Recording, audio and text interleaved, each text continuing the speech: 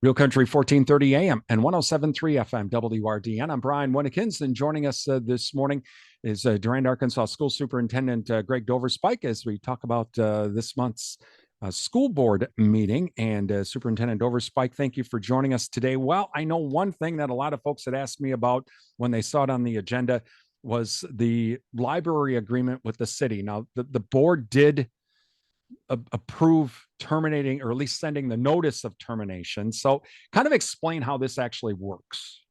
Yeah, we have a contract with the city of Durand and the Public Library Board that runs out in December 31st of 2024. And in the language there says there's a 18-month clause to notify the other district of an intent to non-renew. So the district made the decision to keep options open for ourselves in terms of space and other things to issue the notice.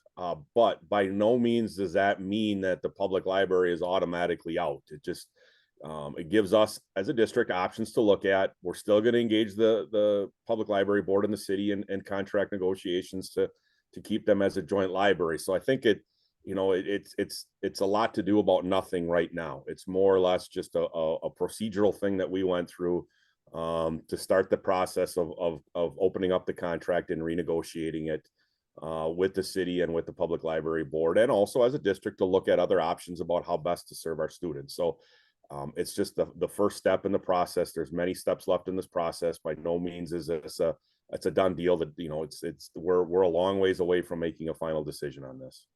Now, I know during the meeting there was a little bit of a talk about, well, we want to be able to go back through this agreement because it was originally done in 96 and there's been so many addendums. Maybe we just need to take the agreement down to the studs and then redo it from there. Yeah, and there's a lot of truth to that, Brian. I mean, a lot of the language still in the agreement was done back in 96 when the original agreement was created. So like you said, there's been a variety of addendums. I mean, I know on my computer I've got like 6 or 7 addendums, it seems like, and I never really know which contract is current and which one's not. So I think it gives us an opportunity, like you said, to kind of take the contract, almost pare it all the way back to, like you said, the studs or nothing, and then pull the language in. Like I'm a believer that the language on some of the original, how it was created, the historical language should come forward. With some of the other stuff, I think is archaic or needs to be looked at, needs to be reevaluated, needs to determine if this is truly best practice. So it's going to give us an opportunity to pare the contract all the way back and almost start over from scratch and pull in what we want and get to a new contract where we don't have 6 or 7 addendums to it. And pretty soon there's going to be 30 addendums and nobody's going to know what addendum trumps what addendum, which trumps what contract.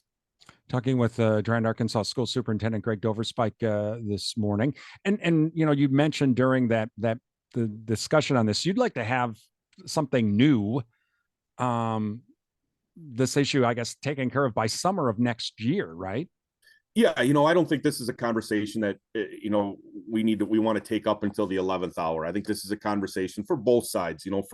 For the public library, if it unfortunately doesn't work out, they need time to find where their next location is going to be and start that planning process, and also for us to start our planning process on how this is going to work out and what we would utilize the space for.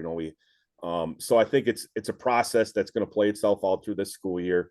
And I think a final resolution will come hopefully next summer sometime. I don't envision it being a long drawn out process. I don't envision it to be like a negotiation with the state assembly or something where we're in the governor, where we're up until 2:00 in the morning the day before trying to get it finalized. It's not going to be anything like that at all. I think this is going to be a process that we're going to go through, and I think the decision will be made. Like I said, probably my goal is next summer to have this finalized.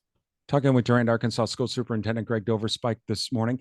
Superintendent Doverspike, with the budget and with some of the new the shared revenue and the school funding things that have been passed by the state, you kind of talked a little bit about that with the school board. So this new school funding package, what does this mean for Durand-Arkansaw? Well, I mean, on the surface, for one thing, I'll say this is the first time in history that the shared revenue on the local government side and education funding have been tied together in one. It's usually two separate conversations, but they tied the two together for one. a lot of that had to do with both parties were negotiating off each other, off their respective bills. So they tied them all into one. On the surface, it's a good thing for our district. Financially, we're going to come out of this new proposal good. We're low revenue ceiling, which we are considered a low revenue school district. We're going to be able to bump our low revenue up to $11,000 per pupil. And then in year 2 of the budget, we'll get an additional $325 per pupil.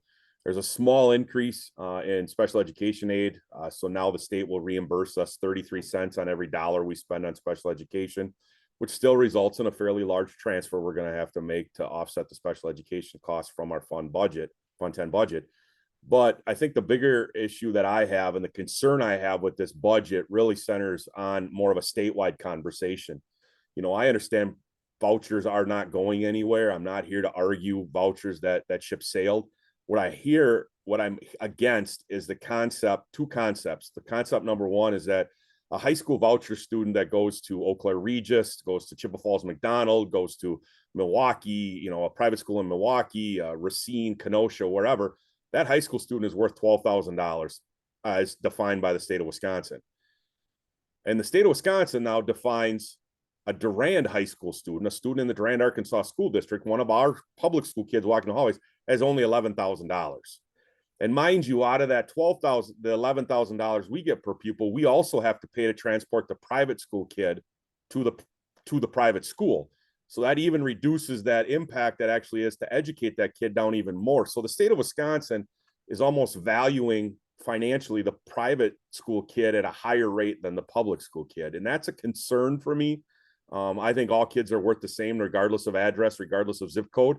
And I don't understand why there's a discrepancy. Now, they also snuck in a bill that ties any increase to low revenue ceiling to therefore an increase in the voucher money. So unless a new bill is proposed, that low revenue ceiling will never catch what a voucher student is worth.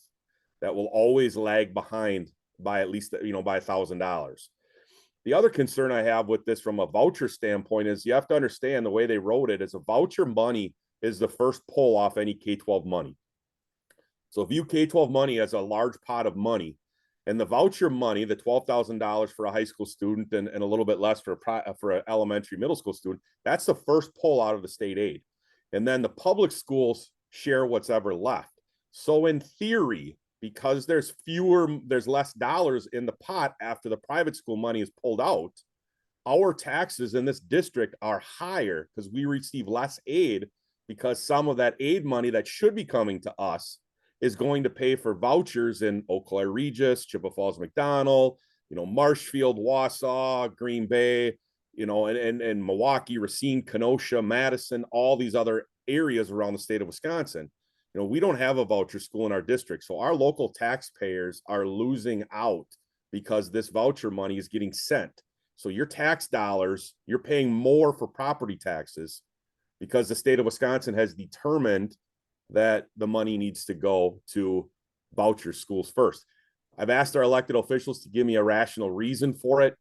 I've yet to get an answer. I've asked the question 3 times. And they still don't really give me an answer. They do a very good job of dancing around the question.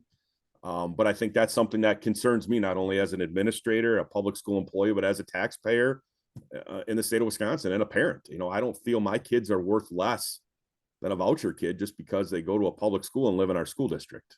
I think my kids are worth the same as anybody else's kids. And now the vouchers also too, and I know we only have a couple minutes here, but the vouchers, this is for the private school. Now the school choice thing, if going from, instead of going to Durand-Arkansaw, I'm going to Mondovi, that's totally different, right? Yeah, open enrollment is even less. An open enrollment student is worth like $8,600. So if your child open enrolls into Durand or open enrolls out of Durand, if your student open enrolls to Mondovi, we send Mondovi a check for roughly $8,600 for each kid. Just like we get $8,600 in for every kid that comes to our district from another school, which is still less than the $12,000 that a voucher student gets. Something I guess we'll have to ask our elected officials a little bit more about. Well, again, Superintendent Doverspike, we appreciate you joining us today. Thank you very much. That is Durand-Arkansaw School Superintendent Greg Doverspike. You're listening to WRDN.